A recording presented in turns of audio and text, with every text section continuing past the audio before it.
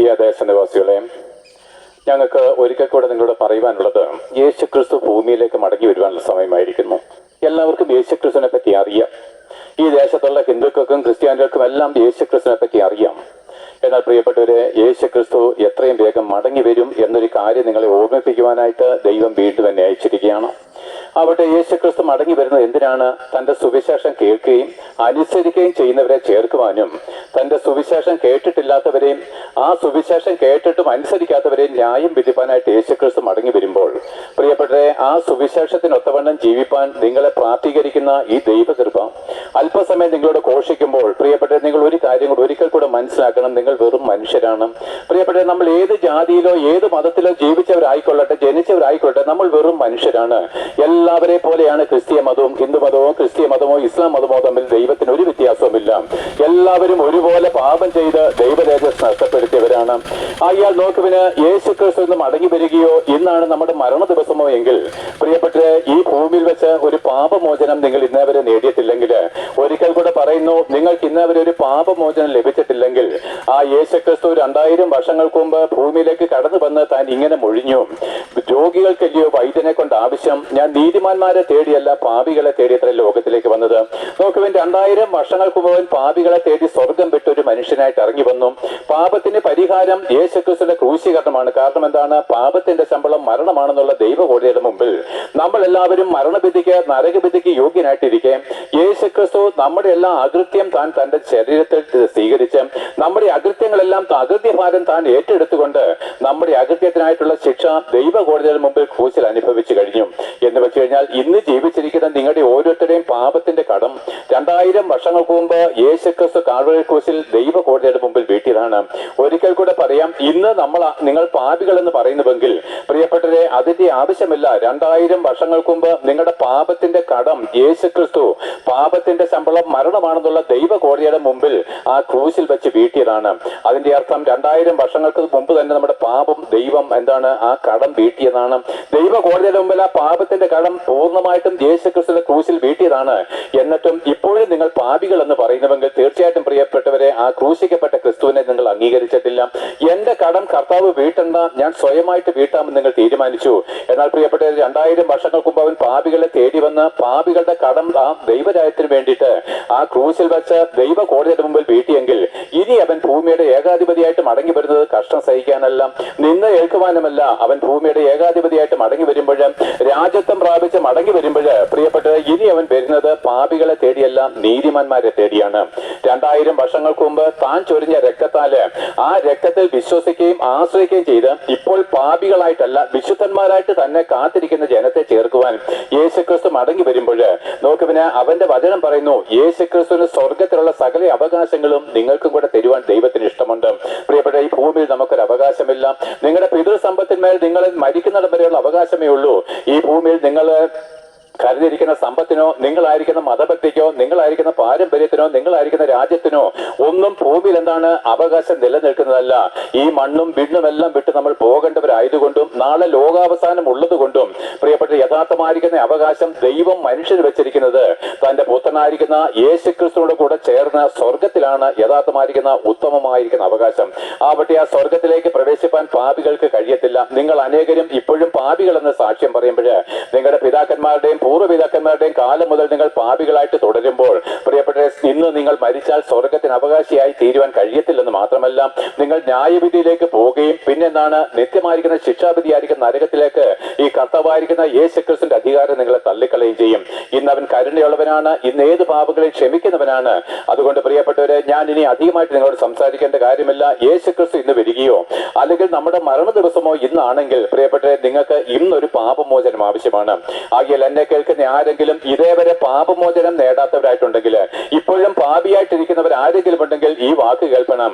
പ്രിയപ്പെട്ട, യേശുക്രിസ്തു മടങ്ങി വരുമ്പോൾ നിന്നെ പാപിയായിട്ടാണ് കാണുന്നതെങ്കിൽ ഒരിക്കലും അവൻ നിന്നെ ചേർക്കത്തില്ല. കാരണം ദൈവം പരിശുദ്ധനാണ്, ദൈവം വിശുദ്ധനാണ്. ആ വിശുദ്ധനായിരിക്കുന്ന ദൈവത്തോടുകൂടെ പാപിയായിരിക്കുന്ന ഒരു മനുഷ്യന് ഇരിപ്പാൻ കഴിയാത്തത് കൊണ്ട്, ആ വെളിച്ചത്തോടുകൂടെ ഇരുട്ടിൽ ഇരിപ്പാൻ കഴിയാത്തത് കൊണ്ട് നമ്മുടെ ഇരുട്ട് നീങ്ങി വെളിച്ചത്തിലേക്ക് വരുവാൻ യേശുക്രിസ്തു നിങ്ങളെ വിളിക്കുകയാണ്. നമുക്കറിയാമല്ലോ, അവൻ ആ പെൺകുട്ടിയോട് പറഞ്ഞു, അവനെ ജനത്തോട് പറഞ്ഞു, ഞാൻ ലോകത്തിന്റെ വെളിച്ചമാകുന്നു, എന്നിൽ വിശ്വസിക്കുന്നവൻ ഇരുട്ടിൽ നടക്കാതെ വെളിച്ചത്തിൽ നടക്കും. അത് ഇരുട്ടിൽ നടക്കുന്നവൻ താൻ എങ്ങോട്ട് പോകുന്നതെന്ന് അറിയുന്നില്ല. പാപി എന്ന് പറഞ്ഞതിന്റെ അർത്ഥം നമ്മൾ ഇരുട്ടിലാണ് ജീവിക്കുന്നത്, നാം എങ്ങോട്ടാണ് പോകുന്നത് അറിയത്തില്ല. മരിച്ചതിന് ശേഷം നിങ്ങൾ എങ്ങോട്ടാണ് പോകുന്നതെന്ന് അറിയാത്തത് കൊണ്ട് നിങ്ങൾ എന്താണ് ആ ഇരുട്ടിൽ തന്നെ സന്തോഷിക്കുന്നു. എന്നാൽ പ്രിയപ്പെട്ട, ആ ഇരുട്ടിന്റെ അധികാരത്തിൽ നിന്നും സ്നേഹസ്വരൂപനായ പുത്രന്റെ രാജ്യത്തിലേക്ക് ഞങ്ങൾ ആക്കപ്പെട്ടിരിക്കുന്നത് കൊണ്ട്, ഞങ്ങൾ ആ പുത്രന്റെ രാജ്യത്തിലേക്ക് പ്രവേശിച്ചിരിക്കുന്നതുകൊണ്ട് ഞങ്ങൾ ഇന്ന് വെളിച്ചത്തിന്റെ മക്കളാണ്. അതുകൊണ്ട് ഞങ്ങൾ എങ്ങോട്ടാണ് പോകുന്നത് ഞങ്ങൾക്കറിയാം. ഞങ്ങൾക്ക് സ്വർഗത്തെപ്പറ്റിയും നരകത്തെപ്പറ്റിയും ലോകത്തെപ്പറ്റിയും ബോധം വന്നതുകൊണ്ട്, ന്യായവിധിയെപ്പറ്റി ഞങ്ങൾക്ക് ബോധം വന്നുകൊണ്ട് ഞങ്ങൾ നിങ്ങളോട് ഘോഷിക്കുന്നു. ആകയാൽ പ്രിയപ്പെട്ടവരെ, ഈ ഇരുട്ടിന്റെ അധികാരത്തിൽ നിന്ന്, പാപി എന്നുള്ള അനുഭവത്തിൽ നിന്നും ആ വെളിച്ചത്തിന്റെ അധികാരത്തിലേക്ക്, സ്വർഗത്തിന്റെ അവകാശത്തിലേക്ക്, അല്ലെങ്കിൽ എന്താണ് നീതിമാനും വിശുദ്ധനും എന്നുള്ള പദവിയിലേക്ക് വരുവാൻ നിങ്ങൾ ഇത്ര മാത്രം ചെയ്താൽ മതി.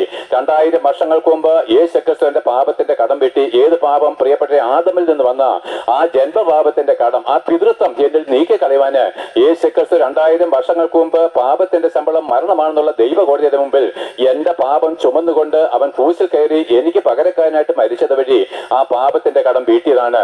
ആകയാൽ അതൊന്ന് വിശ്വസിക്കാനായി ദൈവം പറയുന്നുള്ളൂ. പ്രിയപ്പെട്ട, ആണ്ടോടാണ്ട് നേർച്ചകളും വഴിപാടുകളും യാഗങ്ങളും നോയമ്പുകളും നിങ്ങൾക്ക് ചെയ്യുവാൻ കഴിയും. പദയാത്രകളും തീർത്ഥാടനങ്ങളും പെരുന്നാളുകളും നിങ്ങൾക്ക് ചെയ്യുവാൻ കഴിയും. എന്നാൽ വിശ്വസിപ്പാൻ നിങ്ങൾക്ക് കഴിയാത്ത എന്ത്? അതുകൊണ്ട് ദൈവവചനം പറയുന്നു, അവിശ്വാസികളുടെ ഹൃദയം പിശാച് കുരുടാക്കി കളഞ്ഞിരിക്കുന്നു. നിങ്ങൾ അവനിൽ വിശ്വസിക്കാത്തത് കൊണ്ട് നിങ്ങളുടെ ഹൃദയത്തിൽ ഇരുട്ടിന്റെ തേർവാഴ്ച നടക്കുന്നു. എന്നാൽ രക്ഷിക്കപ്പെടുവാൻ, നിങ്ങൾ വിശുദ്ധന്മാരായിട്ട് തീരുവാൻ, സ്വർഗത്തിന് അവകാശമായിട്ട് തീരുവാൻ നിങ്ങൾ ചെയ്യേണ്ട കാര്യം സിമ്പിളാണ്. എല്ലാ കാര്യങ്ങളും യേശുക്രിസ്തു ചെയ്തത് വഴി അത് വിശ്വസിപ്പാനാണ് പറഞ്ഞിരിക്കുന്നത്. എന്ന് വിശ്വസിക്കണം. കർത്താവേ, 2000 വർഷങ്ങൾക്ക് മുമ്പ് നീ എന്റെ പാപത്തിന്റെ കടച്ചീട്ട് കീറിക്കളഞ്ഞും 2000 വർഷങ്ങൾക്ക് മുമ്പ് നീ എന്റെ പാപത്തിന് പരിഹാരം ക്രൂശിൽ വെച്ച് നടത്തിയതാണ്. ഞാനത് വിശ്വസിക്കുന്നു. ആകിയാൽ എന്റെ കടത്തിന്റെ ഇനി ഒരു വീട്ടൽ ആവശ്യമില്ല. ഇനിയും ഞാൻ പാപത്തിന് പരിഹാരമായിട്ട് ഒന്നും ചെയ്യുവാനില്ല. യേശുക്രിസ്തു എനിക്ക് വേണ്ടി ആ ഹൃദയംഗമായിട്ട് നിങ്ങൾ അംഗീകരിക്കണം, വിശ്വസിക്കണം. എനിക്ക് പകരക്കാരനായിട്ട് ക്രിസ്തു മരിച്ചു എന്ന് പറഞ്ഞു കഴിഞ്ഞാൽ ആ വിശ്വാസത്താൽ നിങ്ങളുടെ മരണം നീങ്ങിപ്പോയെന്നാണ് എന്റെ അർത്ഥം. എന്റെ പാപത്തിന്റെ ശിക്ഷ അവൻ ഏറ്റുവെന്ന് നിങ്ങൾ വിശ്വസിക്കുന്നുവെങ്കിൽ ഇനി നിങ്ങളുടെ പാപത്തിന്റെ ശിക്ഷ ദൈവകോടതി നിങ്ങളുടെ മേൽ തരുന്നില്ല. കാരണം ഒരു തെറ്റിന് 2 പേരെ ശിക്ഷിപ്പാൻ കോടതിക്ക്, നമ്മുടെ ഇന്ത്യൻ കോടതിക്ക് പോലും കഴിയത്തില്ല. ഞാനൊരു കൊലപാതകം ചെയ്യുന്ന കരുതിക്കുക, ഞാനൊരു തെറ്റ് ചെയ്യുന്ന കരുതുക. എന്നാൽ എന്താണ്, പോലീസുകാർ വന്ന് മറ്റൊരുവനെ പ്രതിയാക്കി എല്ലാ തെളിവുകളും അവനെതിരെ നിരത്തി കോടതി അംഗീകരിച്ച് അവന് വധശിക്ഷ കൊടുത്തു കഴിഞ്ഞാൽ ഇനിയും അതേ തെറ്റ് ഞാനാണ് ചെയ്തതെന്ന് നാളെ ലോകത്തിന് ബോധ്യപ്പെട്ടാലും ഈ കൊലപാതകത്തിന് എന്നെ ശിക്ഷിപ്പാൻ ഇന്ത്യൻ കോടതിക്ക് അധികാരമില്ല. നിങ്ങൾ അറിയണം. അങ്ങനെയാണെങ്കിൽ പ്രിയപ്പെട്ടവരെ, യേശുക്രിസ്തു നമ്മുടെ പാപത്തിന്റെ ശിക്ഷ 2000 വർഷങ്ങൾക്ക് മുമ്പ് ഏറ്റെങ്കിൽ ഇനിയും പാപത്തിന്റെ ശിക്ഷ അത് വിശ്വസിക്കുന്നെങ്കിൽ നിങ്ങളുടെ മേൽ വരുത്തില്ല. അതുകൊണ്ട് പ്രിയപ്പെട്ടവരെ, അത് നിങ്ങൾ വിശ്വസിപ്പാനാണ് ദൈവം കൽപ്പിച്ചിരിക്കുന്നത്. അതുകൊണ്ട് കർത്താവ് ഇത്തരം പറഞ്ഞിട്ടുണ്ട്, നിങ്ങൾ എല്ലാവരോടും പോയി സുവിശേഷം. നിങ്ങൾ ഏത് ജാതി മത്സരായാലും ശരി, നിങ്ങൾ ജന്മനാ ക്രിസ്തീയ മതവിശ്വാസികളായാലും ശരി, യഹൂദന്മാരായാലും ശരി, യവനായാലും ശരി, പ്രിയപ്പെട്ടവരെ, യേശുക്രിസ്തുവിലുള്ള വിശ്വാസത്താലല്ലാതെ പാപമോചനമില്ല, വീണ്ടെടുപ്പില്ല. അതുകൊണ്ട് ആർദ്രതയോടെ ഞങ്ങൾ പറയുന്നു, നിങ്ങൾ അത് വിശ്വസിക്കണം. എന്ത് വിശ്വസിക്കണം? കർത്താവേ, ഈ 2000 വർഷങ്ങൾക്ക് മുമ്പ് എന്റെ പാപത്തിന്റെ കടം വീട്ടിയതാ എന്ന് മാത്രമല്ല, സ്ത്രീഹന്മാർ ഞങ്ങളോട് കൽപ്പിച്ചിട്ടുണ്ട്, സ്വർഗത്തിലാകട്ടെ ഭൂമിയിലാകട്ടെ, അല്ലെങ്കിൽ എന്താണ് ആ ഒന്നാമത്തെ പ്രമാണം ഞങ്ങൾ അംഗീകരിക്കാൻ തയ്യാറാണ്. ഇനി യാതൊന്നിനെയും ഞങ്ങൾ നമസ്കരിക്കത്തില്ല. യേശുക്രിസ്തുവിന്റെ നാമമല്ലാതെ മറ്റൊരു നാമവും ഇനി ഞങ്ങൾ ഹൃദയത്തിൽ എടുക്കത്തില്ല. യേശുക്രിസ്തുവിന്റെ പിതാവായിരിക്കുന്ന ദൈവത്തെ അല്ലാതെ ഞങ്ങൾ ഇനി പിതാവെന്ന് വിളിക്കത്തില്ല. ഈ ഭൂമിയിലുള്ള ഒരു മനുഷ്യനെയും ഒരു പുരോഹിതനെയും നോക്കി ഞങ്ങൾ ഇനി പിതാവെന്ന് വിളിക്കത്തില്ല. എന്ന് വെച്ചാൽ ജന്മം തന്നെ അപ്പനെ പിതാവെന്ന് വിളിക്കുന്നില്ല. ആത്മീയമായിട്ട് ഒരു മനുഷ്യനെ ഞാൻ പിതാവെന്ന് വിളിക്കത്തില്ല. കാരണം പാപിയായിരിക്കുന്ന ഒരു മനുഷ്യനെ പിതാവെ എന്ന് വിളിച്ചു കഴിഞ്ഞാൽ ദൈവമേന ഇതിനേക്കാളും വലിയൊരു കുറ്റമില്ല. മദ്യപാനത്തെക്കാളും വ്യഭിചാരത്തെക്കാളും കൊലപാതകത്തെക്കാളും വലിയ കുറ്റമാണ് ഭൂമിയിലുള്ള ഒരു മനുഷ്യനെ നോക്കി നിങ്ങൾ ആത്മീയമായിട്ട് പിതാവേ എന്നോ തിരുമേനി എന്നോ വിളിക്കുന്നത്. അതുകൊണ്ട് ഞങ്ങൾ അതെല്ലാം മാറ്റിക്കളയുന്നു. യേശുക്രിസ്തുവിനെ മാത്രമേ ഞങ്ങൾ രക്ഷകനായിട്ട് അംഗീകരിക്കുന്നുള്ളൂ. അവരെ മാത്രമേ ആരാധിക്കാവൂ എന്നുള്ള നിയമത്തിലേക്ക് ഞങ്ങൾ വരുന്നു. അതുകൊണ്ട് പത്രോസ്ലീഹ നമ്മളോട് പറഞ്ഞു, എന്താണ് പറഞ്ഞിരിക്കുന്നത്? നാം രക്ഷിക്കപ്പെടുവാൻ ആകാശത്തിന്റെ കീഴിൽ മനുഷ്യരുടെ ഇടയിൽ യേശുക്രിസ്തുവിന്റെ നാമമല്ലാതെ മറ്റൊരു നാമവുമില്ല. ഞാനത് അംഗീകരിക്കുന്നു. ആ യേശുക്രിസ്തുവിന്റെ നാമമല്ലാതെ മറ്റൊരു നാമത്തെ ഞങ്ങൾ അംഗീകരിക്കുന്നില്ല. അവൻ മാത്രമേ സ്വർഗം വിട്ട് ഇറങ്ങി വന്നിട്ടുള്ളൂ. അവൻ മാത്രമേ പരിശുദ്ധനായിട്ടുള്ളൂ. അവൻ മാത്രമേ പാപമില്ലാത്തവനായിട്ടുള്ളൂ. അവൻ മാത്രമേ എനിക്ക് വേണ്ടി മരിച്ചിട്ടുള്ളൂ. അവൻ മാത്രമേ സ്വർഗത്തിൽ പിതാവിന്റെ അടുക്കൽ നിന്ന് വരികയും പിതാവിന്റെ അടുക്കലേക്ക് കയറി പോവുകയും പിതാവിന്റെ മുഖം കണ്ട് ആനന്ദിക്കുകയും ചെയ്യുന്നവൻ ഈ സെക്കൻഡ് വരെ അവൻ മാത്രമേ ഉള്ളൂ. സ്ത്രീഹന്മാരോ മറ്റാരും സ്വർഗത്തിലേക്ക് ഇതേവരെ പ്രവേശിച്ചിട്ടില്ല. അത് ലോകാവസാനത്തിലുള്ള ന്യായവിധിക്ക് ശേഷം മാത്രമേ സ്വർഗത്തിലേക്കും നരകത്തിലേക്കും ആൾക്കാരെ വേർതിരിക്കത്തുള്ളൂ. ആകിയാൽ ഞങ്ങൾ അംഗീകരിക്കുന്നു, യേശുക്രിസ്തു അല്ലാതെ മറ്റൊരു നാമവുമില്ല. ആ നാമം വിട്ട് മറ്റൊരു നാമത്തെ ഞങ്ങൾ വണങ്ങത്തില്ല. ആ ആ നാമത്തെ അല്ലാതെ മറ്റൊരു നാമത്തിന് വേണ്ടി ഞങ്ങൾ യാതൊരു കാര്യങ്ങളും ചെയ്യത്തില്ല. ആരാധനയ്ക്ക് യോഗ്യൻ അവൻ മാത്രമാണെന്നുള്ള ദൈവ പ്രമാണത്തിലേക്ക് വരണം പ്രിയപ്പെട്ടവരെ. കാരണം അവൻ മാത്രമാണ് ഏകരക്ഷകൻ. അവനല്ലാതെ പരിശുദ്ധനായിരിക്കുന്ന ഒരുവനില്ല. അവനല്ലാതെ നിങ്ങൾക്ക് വേണ്ടി കഷ്ടമേറ്റ് മരിച്ചവനുമില്ല. ദൈവം സ്വർഗത്തിൽ നയിച്ച മധ്യസ്ഥനായിരിക്കുന്ന ഏകരക്ഷകൻ യേശുക്രിസ്തു മാത്രമാണ് എന്ന് പൗലോസ്ലീഹ പറയുന്നു. നമ്മൾ പാടാറുണ്ടല്ലോ, പൗലോസ്ലീഹ ധന്യം ചൊൽ കേട്ടേ ഈ ദൈവം നിങ്ങളെ ഞങ്ങൾ അറിയിക്കുന്ന ഈ സുവിശേഷത്തിന് വിരുദ്ധമായിട്ട് ഞങ്ങളാകട്ടെ വേറൊരുവൻ വന്ന് അറിയിച്ചാൽ, ഞങ്ങളാകട്ടെ സ്വർഗത്തിൽ നിന്നൊരു ദൂതനാകട്ടെ മറ്റൊരു സുവിശേഷം അറിയിച്ചാൽ ശപിക്കപ്പെട്ടവൻ. ആ പൗലോസ്ലീഹ പറയുന്നു, ദൈവം ഒരുവനേ ഉള്ളൂ, ദൈവത്തിനും മനുഷ്യർക്കും മധ്യസ്ഥനും ഏകൻ. നമ്മുടെ പാപങ്ങൾക്ക് പരിഹാര ബലിയായിട്ട് തന്റെ പ്രാണനെ വിട്ടുകൊടുത്ത മനുഷ്യനായ യേശുക്രിസ്തു. എന്തുകൊണ്ടാണ് ഞങ്ങൾ അധികാരമെടുക്കുന്നത് അറിയാമോ? നിങ്ങളുടെ ആത്മാവിനെ പറ്റിയുള്ള ഭാരമുണ്ട്. നിങ്ങൾ ഇന്ന് മരിച്ചാൽ എങ്ങോട്ടാ പോകുന്നതിന് അറിവുള്ളത് കൊണ്ട് കണ്ണുനീരോടെ ഞങ്ങൾ പ്രസംഗിക്കപ്പെടുക, വളരെ ആർദ്രതയോടെ ഞങ്ങൾ പ്രസംഗിക്കുന്നു. മാനസാന്തരപ്പെടണം. യേശുക്രിസ്തുവിനെ വിട്ട് എല്ലാ നാമങ്ങളെയും നിങ്ങൾ വിട്ടുകളഞ്ഞ് ആ യേശുക്രിസ്തുവിനെ ഏകരക്ഷകനായിട്ട് അംഗീകരിക്കണം. അതിനുശേഷം പ്രിയപ്പെട്ടവരെ കർത്താവ് കൽപ്പിച്ചു സ്നാനമേൽക്കണം. അതേ പ്രിയപ്പെട്ടവരെ, സ്നാനത്താലല്ലാതെ പാപമോചനമില്ല. മാമോദീസ ഒന്ന് മാത്രമേ പാപമോചനത്തിനായിട്ടുള്ളൂ എന്ന് ഞങ്ങൾ ഏറ്റു പറഞ്ഞുകൊണ്ട് നിഖ്യാ വിശ്വാസ പ്രമാണം ആമേൻ ചൊല്ലി അവസാനിക്കുമ്പോൾ പ്രിയപ്പെട്ടവരെ, ആദ്യ നൂറ്റാണ്ടുകളിൽ സ്നാനം എന്ന് പറഞ്ഞു കഴിഞ്ഞാൽ വിശ്വസിക്കുന്നവരെയാണ് അപ്പോസ്തലന്മാർ സ്നാനപ്പെടുത്തിയത്. വിശ്വസിക്കുന്നവർ അപ്പോസ്തലന്മാരോട് കൂടെ ചേർന്ന് ആ വെള്ളത്തിൽ പൂർണ്ണമായിട്ടും നിമഞ്ജനം ചെയ്യപ്പെടുമായിരുന്നു. എന്ന് വെച്ചാൽ സമ്പൂർണ്ണമായിട്ടും യേശുക്രിസ്തുവിനോട് കൂടെ ക്രൂശിൽ മരിക്കുന്നതിന് തുല്യമാണ്. അവന്റെ ഇടവും വലവുമുള്ള രണ്ട് കള്ളന്മാരിൽ ഒരുത്തൻ മാനസാന്തരപ്പെട്ട് ക്രിസ്തുവിനോട് കൂടെ മരിച്ച് ആ കള്ളനായിരിക്കുന്നവൻ മാനസാന്തരത്തിൽ ഒറ്റ കാര്യത്തിൽ എന്താണ് സ്വർഗത്തിലേക്ക് പോയി. അതേ സ്വഭാവമുള്ള മറ്റേ കള്ളനും മാനസാന്തരപ്പെടുവാൻ കഴിയുമായിരുന്നെങ്കിൽ അവനും അവനോട് കൂടെ പർദീസയിലേക്ക് പോകുമായിരുന്നു. എന്നാൽ അവന്റെ ഹൃദയം കഠിനപ്പെട്ടതുപോലെ നിങ്ങളുടെ അനേകരുടെ ഹൃദയം സുവിശേഷത്തിന് മുമ്പിൽ കഠിനപ്പെട്ടിരിക്കുന്നു. പ്രിയപ്പെട്ട, സ്നാനം എന്ന് പറഞ്ഞു കഴിഞ്ഞാൽ യേശുക്രിസ്തുവിന്റെ ക്രൂശീകരണമാണ്. ഒരിക്കലും അവൻ യോർദാൻ നദിയിലേറ്റ സ്നാനമല്ല ഞങ്ങൾ പ്രസംഗിക്കുന്നത്. നിങ്ങൾ ബാല്യകാലങ്ങളിൽ വളരെ ശിശുക്കളായിരുന്നപ്പോൾ മാതാപിതാക്കൾ ചെയ്ത മാമോദീസയെ പറ്റിയല്ല ഞങ്ങൾ പറയുന്നത്. നിങ്ങൾ വിശ്വസിച്ചിട്ട് യേശുക്രിസ്തുവിനോട് കൂടെ ക്രൂശിൽ മരിക്കണം. കണ്ടോ, ആ കള്ളം പറഞ്ഞു, ഞാൻ എന്റെ പാപത്തിന്റെ ശിക്ഷയാണ് അനുഭവിക്കുന്നത്, ഇവനോ അരുതാത്തൊന്നും ചെയ്തിട്ടില്ലെന്ന് പറഞ്ഞപ്പോൾ അത് നിങ്ങൾ ഏറ്റുപറയണം. ഞാനോ എന്റെ പാപത്തിൽ മരിക്കുന്നു, എന്നാൽ എന്റെ യേശുക്രിസ്തു എന്റെ പാപത്തിന് വേണ്ടി ശിക്ഷയേറ്റ് മരിക്കേണ്ടി വന്നു. ഇത് അംഗീകരിച്ചതിന് ശേഷം യേശുക്രിസ്തുവിനോട് കൂടെ ക്രൂശിൽ മരിക്കുന്നതാണ് സ്നാനം.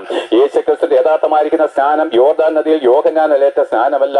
അതിനുശേഷം കാലങ്ങൾ കടന്നുപോയി. ലൂക്കോസ് 12:49-50 പറഞ്ഞു, ഞാൻ ലോകത്തിൽ തീയിടുവാൻ അത്ര വന്നത്, അതിപ്പോഴേ വീണ് കത്തിയിരുന്നു ഞാൻ ആശിക്കുന്നു, എങ്കിലും ഇനി എനിക്കൊരു സ്നാനം ബാക്കിയുണ്ട്, അതിനുവേണ്ടി ഞാൻ ഞരങ്ങിയാണ്. ആ സ്നാനം ക്രൂശിലെ മരണമാണ് പ്രിയപ്പെട്ടവരെ. യഥാർത്ഥമായിരിക്കുന്ന സ്നാനം എന്ന് പറഞ്ഞാൽ യേശുക്രിസ്തുവിനോട് കൂടെ മരിക്കുകയാണ്. ആ രണ്ട് കള്ളന്മാരിൽ ഒരുത്തൻ യേശുക്രിസ്തുവിനോട് കൂടെ മാനസാന്തരപ്പെട്ടിട്ട് മരിച്ചു, അവൻ നിത്യതയിലേക്ക് പോയി. മറ്റേ കള്ളൻ മാനസാന്തരപ്പെടാതെ മരിച്ചു, സ്നാനമേറ്റു, അവൻ നശിച്ചുപോയി. ആകയാൽ മാനസാന്തരപ്പെടാതെ സ്നാനമേൽക്കുന്ന ഒരു വ്യക്തിക്കും ദൈവരാജ്യത്തിൽ അവകാശമാക്കുവാൻ കഴിയത്തില്ല. അങ്ങനെ മാനസാന്തരപ്പെട്ടിട്ട് സ്നാനമേൽക്കുമ്പോൾ ദൈവം തന്റെ പരിശുദ്ധാത്മാവിനെ നമുക്ക് തരും. ഇതിനാണ് വീണ്ടും ജനനം, ബോർൺ അഗൈൻ എന്ന് പറയുന്നത്. പാപമോചനം സ്നാനത്താലാണ്. സ്നാനമേൽക്കുമ്പോൾ ആത്മാവ് വരുന്നതാണ് പാപമോചനം. ആകയാൽ പ്രിയപ്പെട്ട, ഞങ്ങൾ പ്രസംഗിക്കുന്ന വഴി നിങ്ങളുടെ മുമ്പിൽ കുറ്റക്കാരായിട്ട് നിങ്ങൾ കാണുന്നുവോ? അങ്ങനെയല്ല. ഞങ്ങൾ ദൈവത്തിന് മുമ്പിൽ നീതിമാന്മാരും ദൈവത്തിന് മുമ്പിൽ പ്രസാദകരമായിരിക്കുന്ന പ്രവൃത്തി ചെയ്യുന്നു. ആകയാൽ പ്രിയപ്പെട്ടവരെ, നിങ്ങൾക്കൊരു മരണമുണ്ട് നിങ്ങൾ അറിയുന്നുവെങ്കിൽ ഈ സുവിശേഷത്തിന് മുമ്പിൽ നിങ്ങൾ കണക്ക് കൊടുക്കണം. ആകയാൽ ഇന്നാണ് യേശുക്രിസ്തു മടങ്ങി വരുന്നെങ്കിൽ, ഇന്നാണ് നിങ്ങളുടെ മരണ ദിവസമെങ്കിൽ പ്രിയപ്പെട്ടവരെ, പാപമോചനം നേടാതെ നിങ്ങൾ മരിക്കല്ലേ. യേശുക്രിസ്തു വരുന്നതിന് മുമ്പ് നിങ്ങൾ പാപമോചനം നേടണമേ. യേശുക്രിസ്തു ഒരുപക്ഷെ 100 വർഷം കൂടെ കഴിഞ്ഞ് വന്നോട്ടെ, നമുക്കറിയത്തില്ല. എന്നാൽ നമ്മുടെ മരണ ദിവസം 100 വർഷം കഴിഞ്ഞിട്ടല്ല ഞാൻ നിങ്ങളോട് ഉറപ്പായിട്ട് പറയാം. അത് ഇന്നാകാം, നാളെയാകാം, 10 വർഷം കഴിഞ്ഞിട്ടാകാം, 50 വർഷം കഴിഞ്ഞിട്ടാകാം. പക്ഷെ നമുക്കൊരു മരണം ഉറപ്പുള്ളത് കൊണ്ട് പ്രിയപ്പെട്ടവരെ, നിങ്ങൾ ഉന്നത ഭാവങ്ങളെ താഴ്ത്തണം. മതപറ്റി ഒന്നിനും കൊള്ളത്തില്ല. ഞാൻ ഹിന്ദുവായിട്ട് ജനിച്ചതിന്റെ കാരണം എന്റെ അപ്പനും അമ്മയും ഹിന്ദുവായിരുന്നു. നിങ്ങൾ ജ്ഞാനായി ജനിച്ചതിന്റെ കാര്യം നിങ്ങളുടെ അപ്പനും അമ്മയും ജ്ഞാനായിരുന്നു. നിങ്ങൾ എന്നാണ് മർത്തോമയിൽ ജനിച്ചതിന്റെ കാരണം അപ്പനും അമ്മയും മർത്തോമയായിരുന്നു. അതിനപ്പുറം പ്രിയപ്പെട്ടവരെ, ദൈവമായിട്ട് നമുക്ക് ബന്ധമില്ല. എന്നാൽ നിങ്ങളാകട്ടെ, ഞാനാകട്ടെ, ഇവനാകട്ടെ ആ ക്രൂശിലേക്ക് നോക്കി മാനസാന്തരപ്പെട്ടിട്ട് ആ യേശുക്രിസ്തുവിനെ ഏകരക്ഷകനായിട്ട് അംഗീകരിച്ച് അവനോട് കൂടെ ക്രൂശിൽ മരിപ്പാൻ സ്നാനം ഏൽക്കുമ്പോൾ, അങ്ങനെ ഏൽക്കുന്ന ഏവർക്കും അവിടുന്ന് വാഗ്ദത്തം ചെയ്തിരിക്കുന്ന പരിശുദ്ധാത്മാവിനെ പ്രാപിച്ച് നിത്യജീവനെ പ്രാപിച്ച് മരണമില്ലാത്ത ദൈവത്തിന്റെ കൂടെ സ്വർഗത്തിലേക്ക് പ്രവേശിപ്പാൻ നിങ്ങളെ ക്ഷണിക്കുകയാണ്. അതുകൊണ്ട് പ്രിയപ്പെട്ടവരെ, ഉന്നത പാപങ്ങളെ നിങ്ങൾ താഴ്ത്തിയേ പറ്റൂ. നിങ്ങളെ നിങ്ങൾ വിട്ടുകളഞ്ഞുള്ളൂ. നിങ്ങൾ നാളെ മരിച്ചു പോകുന്ന ഒരു പുഴുവാണെന്ന് തിരിച്ചറിഞ്ഞുകൊണ്ട് നമ്മളെ ഈ പുഴുവിന്റെ പദവിയിൽ നിന്ന് ദൈവ മക്കളായിട്ട് വേർതിരിപ്പാൻ കഴിയുന്ന ഈ ദൈവത്തിന്റെ കൃപ അനുഭവിച്ച് ആസ്വദിക്കേണ്ടതിന് സകല ജാതികളെയും ആ യേശുക്രിസ്തുവിന്റെ ക്രൂശിന്റെ അടുക്കിലേക്ക് ക്ഷണിച്ചുകൊണ്ട് ചെറിയ പ്രസംഗം ഇവിടെ നിർത്തുകയാണ്. വിശ്വസിക്കുന്ന ഏവരെയും യേശുക്രിസ്തു മുഖാന്തരം ദൈവം അനുഗ്രഹിക്കട്ടെ. Thank you.